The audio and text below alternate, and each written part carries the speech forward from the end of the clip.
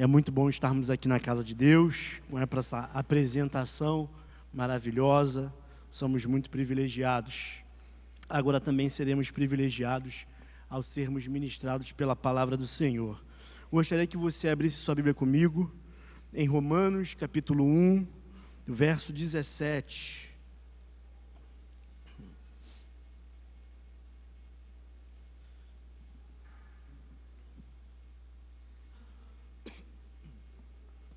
Romanos 1, 17 diz assim: porque no Evangelho é revelada a justiça de Deus.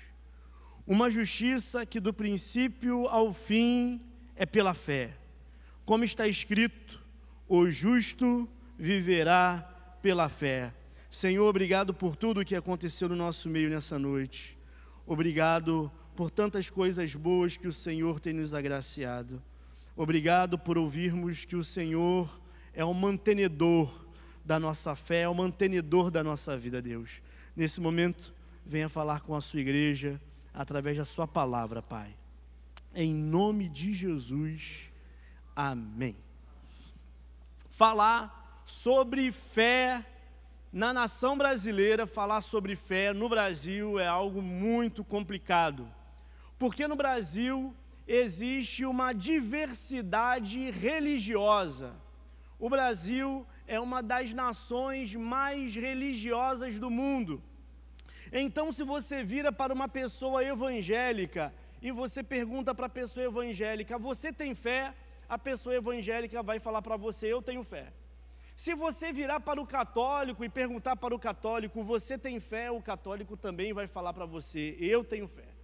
Se você for no espiritismo, se você for em outras religiões afrodescendentes, perguntar para essas pessoas: vocês possuem fé? Vocês têm fé? Essas pessoas vão virar para você e vão falar: eu tenho fé. A grande pergunta não é se nós temos fé. A pergunta é: qual é a diferença entre a nossa fé e a fé das demais religiões? Isso é, se existe alguma diferença entre a fé evangélica e a fé católica. Será que existe alguma diferença entre a fé dos evangélicos e a fé espírita? Será que existe alguma diferença entre a fé dos evangélicos e a fé dos testemunhas de Jeová? A grande pergunta que deveríamos fazer é se existe alguma diferença entre a nossa fé e a fé das demais religiões. E pasme você, na grande maioria das vezes não existe diferença alguma. Na grande maioria das vezes, não existe uma diferença entre a fé dos evangélicos e a fé das demais religiões.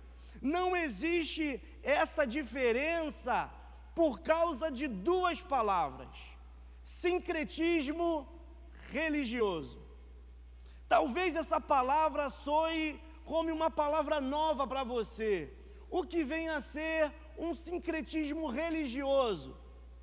Em 1549, quando o primeiro governador geral chegou ao Brasil, o Tomé de Souza, veio com ele uma comitiva de jesuítas e tinham como líder o padre Manuel de Nóbrega.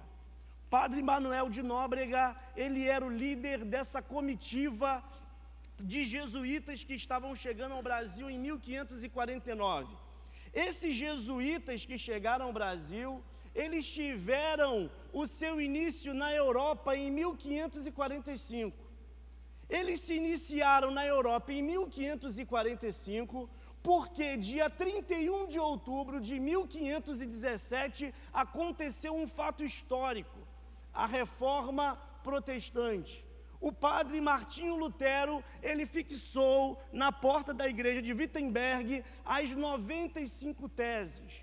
E essas 95 teses que Martinho Lutero, ele fixa na igreja de Wittenberg, era uma declaração pública do rompimento dele com a fé vigente, com a religião vigente, a saber, o catolicismo apostólico romano. Quando Martinho Lutero, ele fixa essas teses, ele estava declarando que ele estava rompendo com essa religião vigente.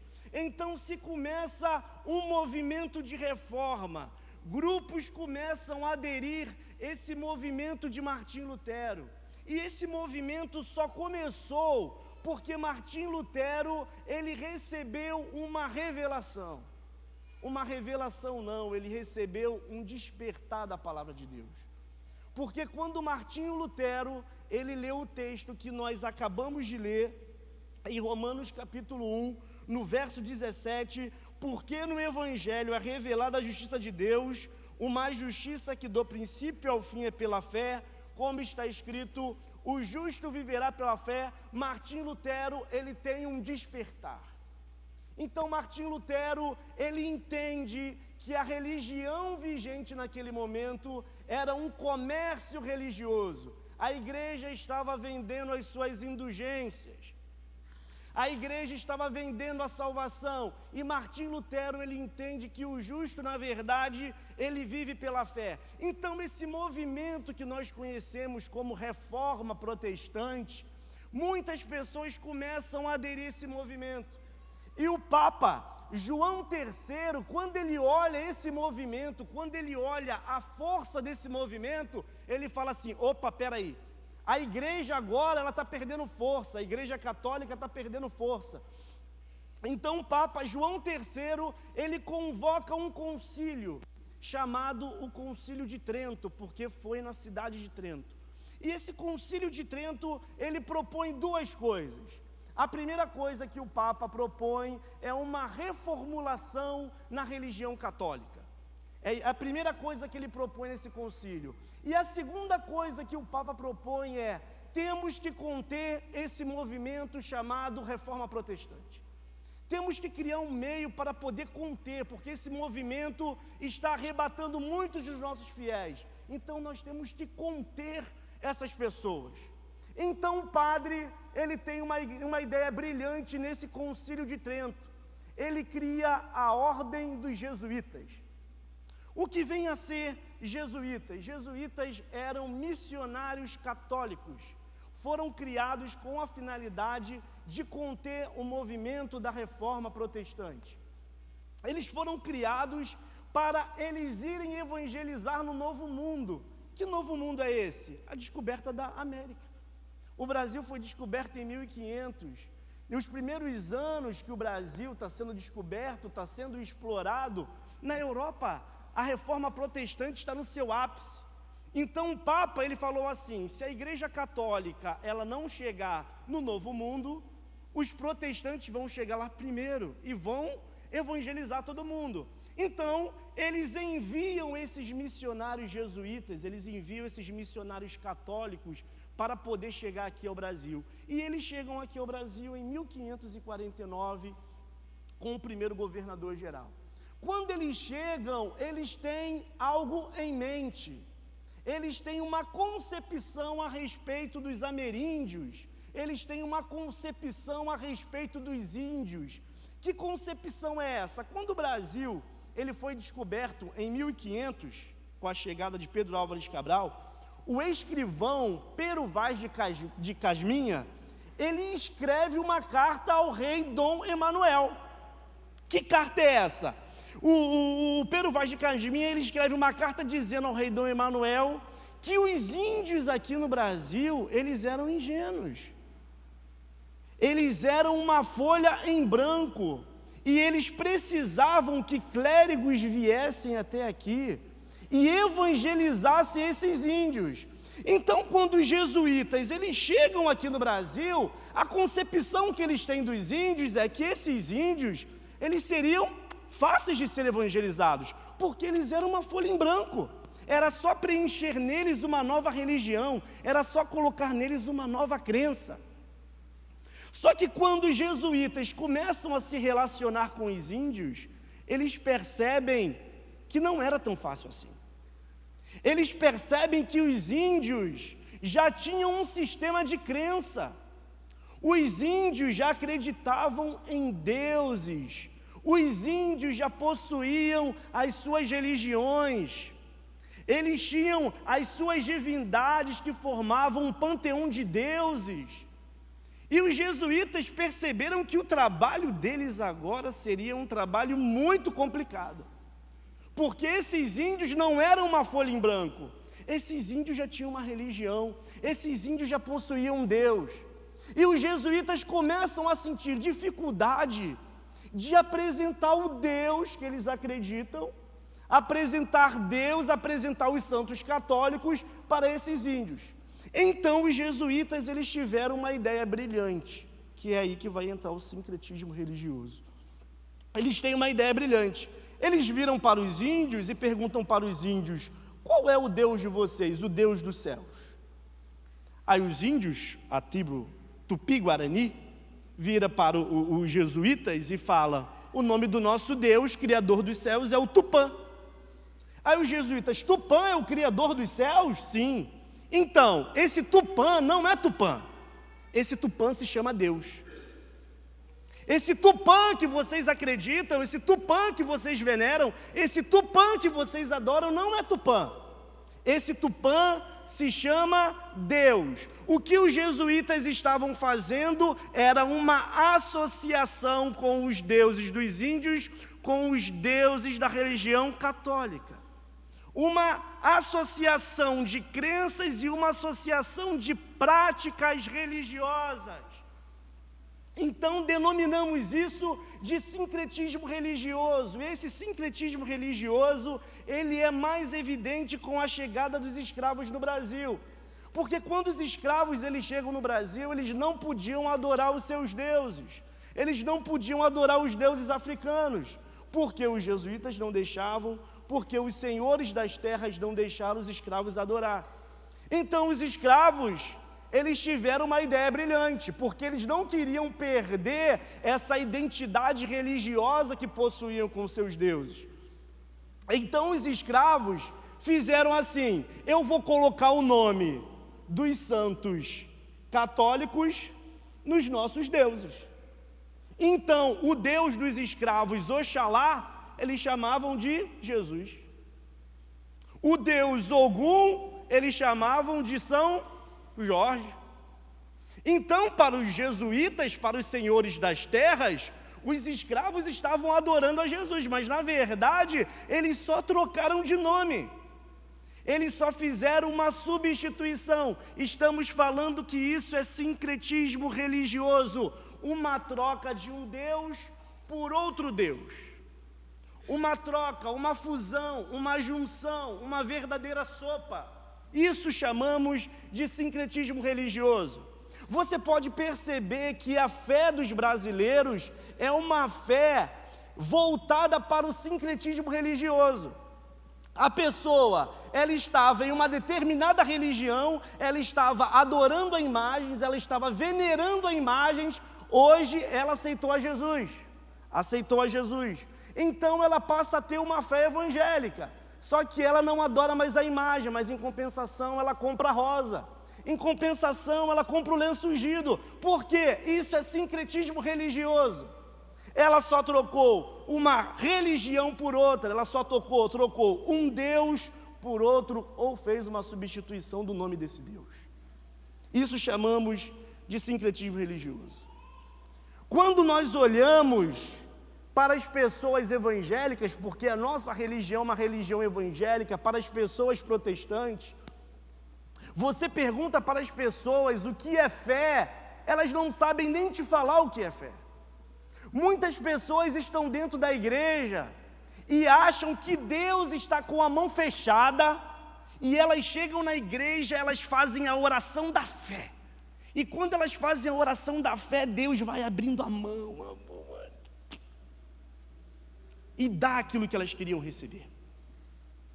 Para muitas pessoas isso é fé. Você ora com um certo fervor, Deus está com a cara fechada, Deus está com a mão fechada e não queria te dar nada, mas você vem na igreja e faz a oração da fé, e Deus é obrigado a liberar porque você orou com fé. Muitas pessoas dentro da igreja acham que fé ela é isso. Porque a grande maioria das pessoas que estão dentro das igrejas evangélicas, elas apenas trocaram de religião e elas apenas trocaram o nome dos seus deuses. Ela adorava tal santo, agora ela adora outro. Quando nós olhamos para as Sagradas Escrituras, nós percebemos que a fé bíblica, ela não é dessa forma. Percebemos que a fé bíblica, ela não é desse jeito que foi disseminado na nação brasileira. A fé bíblica não é uma troca de religião. A fé bíblica não é uma troca de Deus. Ah, você fazia aquilo lá, você dançava para tal Deus, agora você está na igreja e você dança para Jesus. Não é isso que é a fé bíblica. A fé bíblica não tem nada a ver com esse tipo de comportamento, não tem nada a ver com esse tipo de troca. O dia que você aceitou a Jesus, você recebeu uma pequena porção de fé. Que a Bíblia fala que essa porção de fé, ela é o grão de mostarda. Que a Bíblia denomina o menor grão que existe. Então, em Mateus capítulo 13, no verso 31, vem nos dizendo que esse grão de mostarda, que é tão pequeno, ele vai crescendo, vai crescendo e vai crescendo e se torna a maior das hortaliças.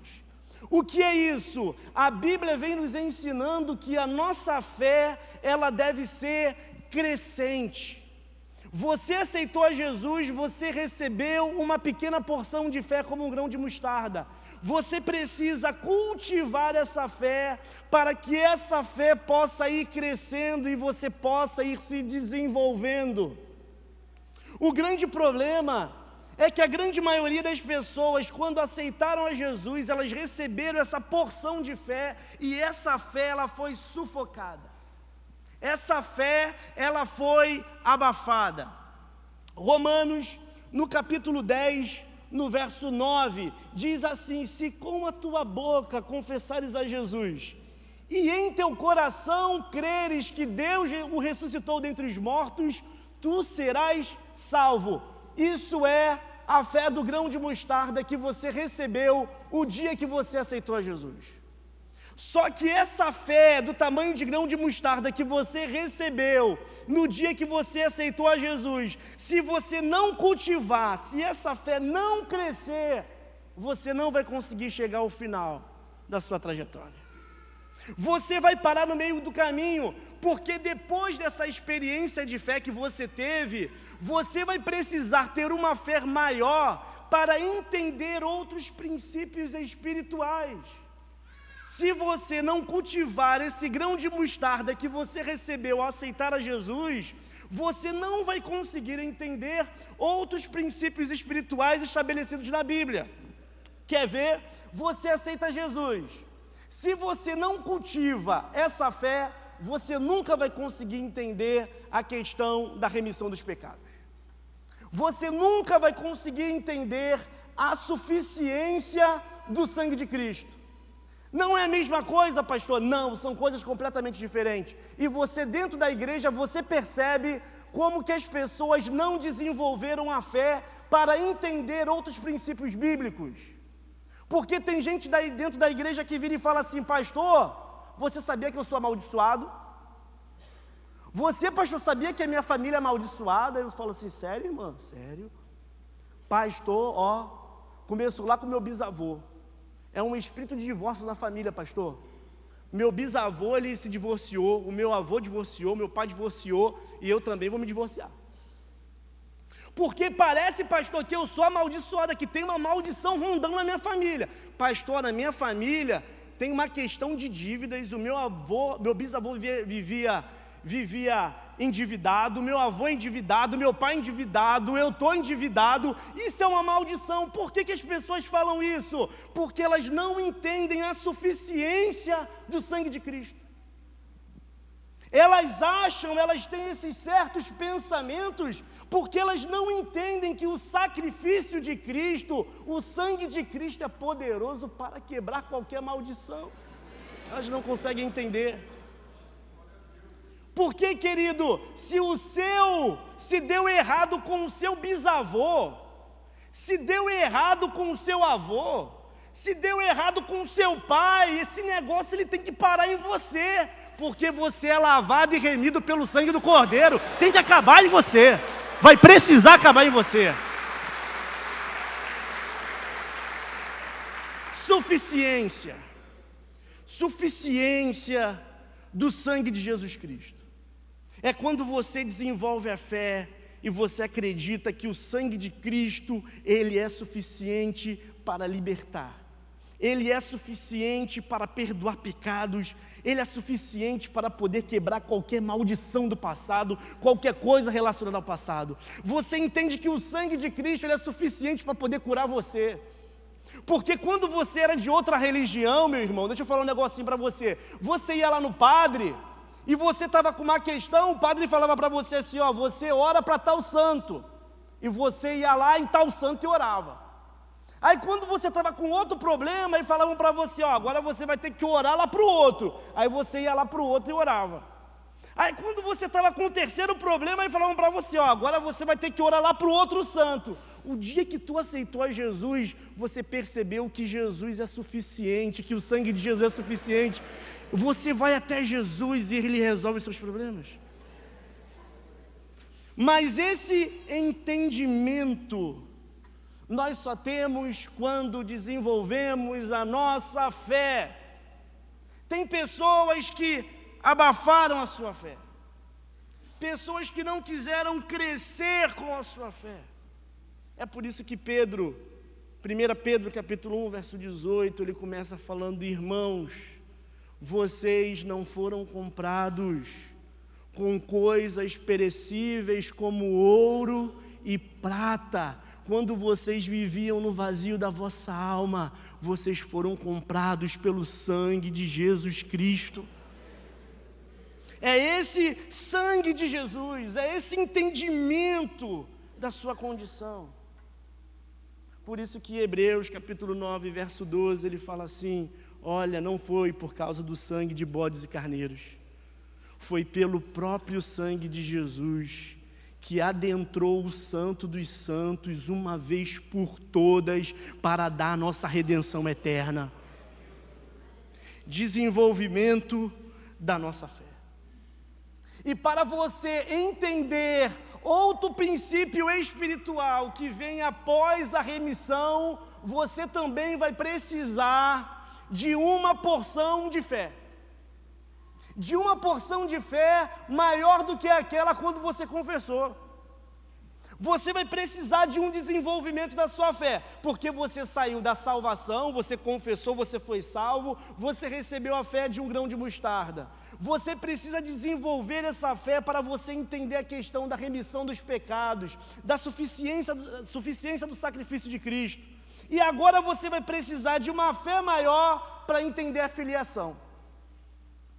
Pastor, filiação, todo mundo aqui dentro sabe que é filho de Deus, eu sei.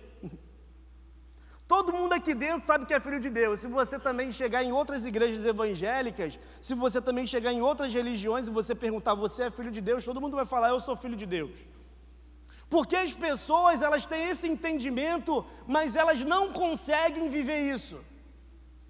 Elas não conseguem viver porque elas não têm essa porção de fé necessária para poder viver essa verdade.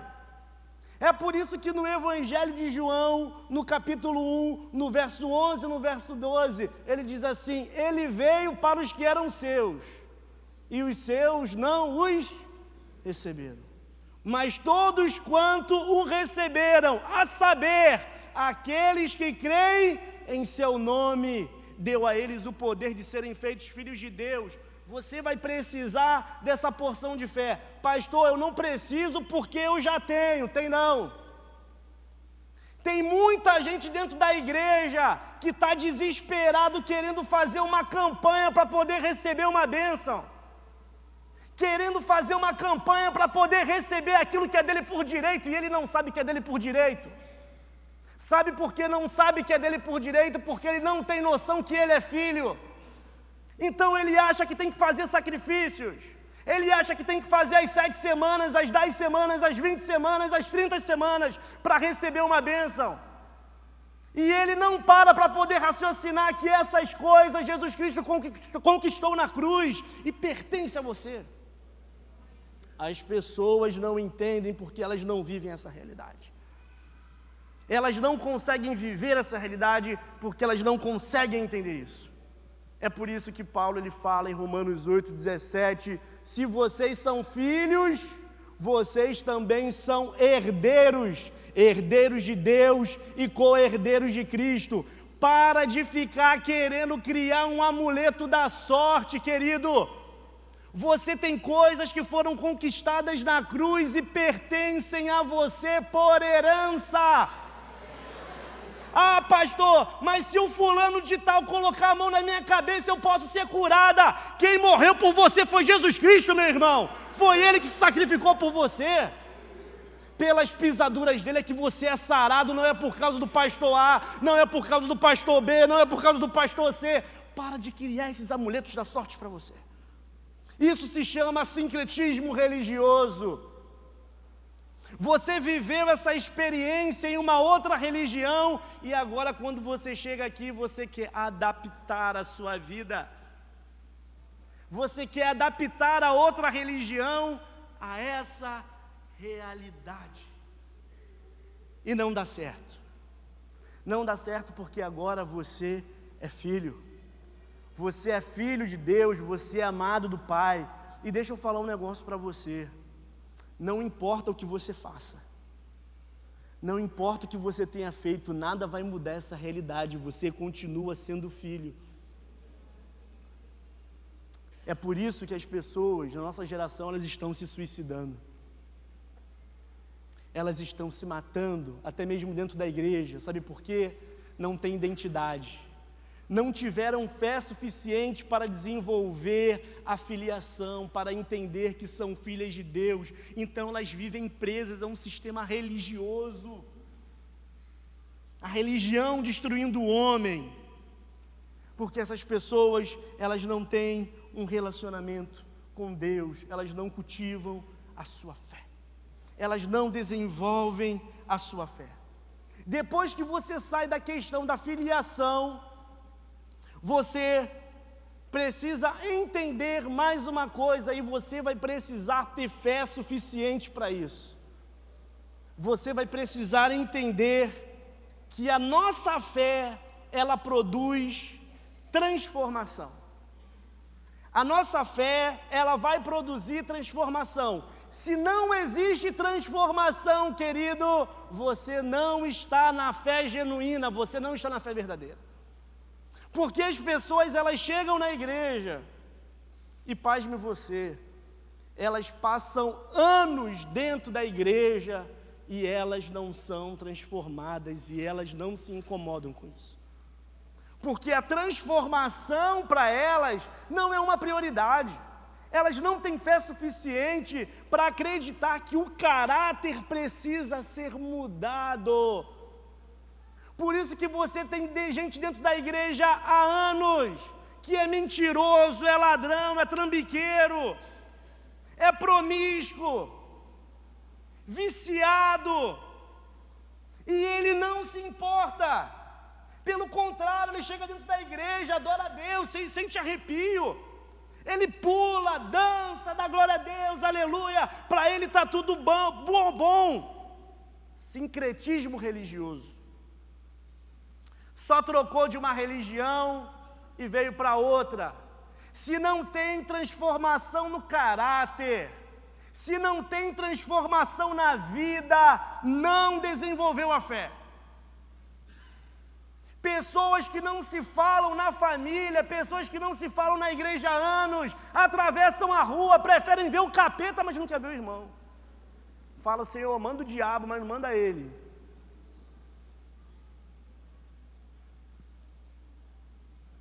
Transformação. Apóstolo Paulo, em Romanos capítulo 12, ele diz assim: rogo-vos, pois, irmãos, pelas misericórdias de Deus, que vocês apresentem os corpos de vocês em sacrifício vivo, santo e agradável a Deus, que é o vosso culto racional. E não vos conformeis com este século, mas transformai-vos pela renovação da vossa mente. Transformação é o que o Espírito Santo fala, transformação. Você não pode se contentar com a condição ou com a porção de fé que você está vivendo. Você não pode se contentar, porque se você se contentar, se você abafar a sua fé aqui, você não vai conseguir entender o próximo tópico, porque ele é essencial e todo mundo passa por ele. Todo mundo passa por ele. Por isso que a recomendação do apóstolo Paulo nas suas cartas é: irmãos, sejam transformados.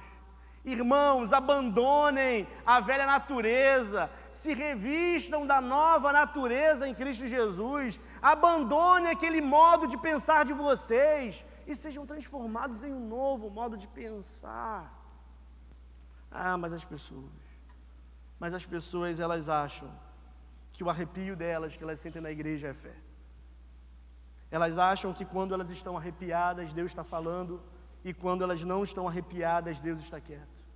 Quero dizer para você que nós não vivemos de arrepio, nós vivemos por fé.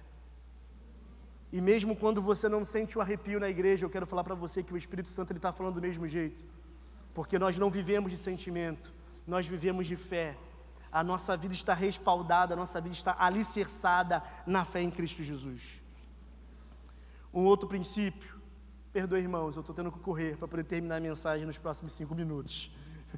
O próximo princípio, fé que nos ajuda nos momentos de dificuldade. Esse tipo de fé todo mundo quer ter. Esse tipo de fé, para vencer os momentos de dificuldade, todo mundo quer ter dentro da igreja. Todo mundo chega na igreja falando: Senhor, me ajuda, porque todo mundo tem problema. Todo mundo aqui, irmão, tem problema. Problema na família, problema financeiro, está com alguma doença, todo mundo tem problema. Tem pessoas aqui dentro hoje que foram sepultar os seus parentes. Hoje estávamos num enterro, uma irmã da igreja foi sepultar um parente. E está aqui no culto adorando a Deus. Todo mundo tem seu problema, todo mundo tem essa dificuldade, e todo mundo está querendo essa força para eles permanecerem de pé diante do dia mau. Porque, irmão, você está atrás dessa força, você está atrás dessa força que você começa a denominar como fé, que te mantém de pé diante do dia mau. Você está atrás desse negócio. Se você está diante desse dia mau, aí é que você está desesperado por essa força, para te manter alicerçado, para te manter de pé, para te manter seguro, para você não entrar em desespero, para você não fazer uma besteira. Deixa eu falar um negócio para você. Essa força você só vai adquirir quando você cultivar, quando você fazer crescer a fé verdadeira. É por isso que dentro da igreja as pessoas elas não suportam o mínimo de problema possível. Pessoas que não têm uma fé verdadeira, uma fé alicerçada. Ela topou o dedão, entra em desespero. Ela desanima. Ela começa a falar: Deus não está comigo, eu estou perdido na minha vida. Aí você olha para outra que está alicerçando a fé verdadeira. Aí você olha para o outro sujeito que está edificando a sua casa sobre a rocha. Aí ele vai lá na rocha edificar a sua casa. Ele desenvolve a fé verdadeira. Ele está entendendo a questão da salvação. Ele entende a questão da remissão dos pecados. Ele entende a questão da filiação. Ele entende a questão da transformação. E quando o dia mau bate na vida dessa pessoa, ela está segura em Cristo. É por isso que ela não é abalada. É por isso que ela não é abalada. Ela, sabe o que é você levar um nocaute? Já assistiu luta, já assistiu boxe? Quando a pessoa ela leva um soco e ela faz assim, mas ela permanece de pé. Então esses são aqueles que têm a fé verdadeira. São essas pessoas que têm a fé genuína. É por isso que o apóstolo Paulo, em Efésios capítulo 6, ele diz: fortaleçam-se no Senhor e na força do seu poder, para que vocês possam resistir o dia mau. Você precisa cultivar uma fé verdadeira, você precisa cultivar uma fé genuína, para quando esse dia mal bater em você, você está na rocha em Cristo Jesus. Concluindo a minha mensagem, podemos ver que a fé bíblica é muito diferente da fé que foi disseminada na nossa nação. Uma fé vazia, uma fé falsa e apenas uma troca de religião. Eu espero que você que está aqui nessa noite, que você possa desenvolver uma fé verdadeira, que você possa desenvolver uma fé baseada na transformação do caráter, que você possa desenvolver a filiação, você possa entender que você é filho. Você pare de buscar amuletos, você pare de fixar os seus olhos em homens, que você possa alicerçar sua fé no Filho de Deus, que você possa ser sustentado pelo Filho de Deus, que você possa desenvolver uma fé verdadeira e uma fé genuína no Filho de Deus. Aí sim você vai poder dizer que você tem uma fé inabalável em Cristo Jesus. Amém? Feche seus olhos, vamos orar.